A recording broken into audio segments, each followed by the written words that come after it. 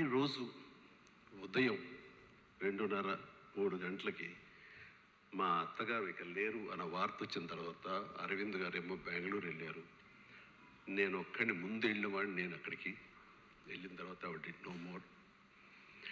ఆ సమయంలో గోపి గారు మనం అనుకున్న ఈ ఆర్గాన్ డొనేషన్ గురించి నాకు గుర్తుకొచ్చింది. నా సెల్ ఫోన్ గుర్తుకొచ్చిన తర్వాత అంత మిడ్ నైట్ అంటే 2:00, 2:30 ఆ ప్రాంతంలో బ్లడ్ బ్యాంక్ ఫోన్ చేసి స్వామినాయుడిని నిద్రలేపి మా బ్యాంక్ వచ్చేస్తున్నాను.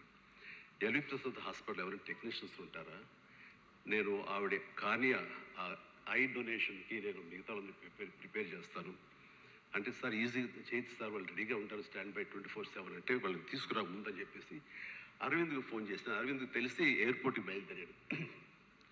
అరవింద్లో ఇవ్వాలనుకుంటున్నాను, నాకు అత్తమ్మ గారికి మా అమ్మగారికి మధ్య ఒకసారి ఒక కాన్వర్జేషన్ జరిగినప్పుడు మీరు ఇస్తారా అని అడిగాను.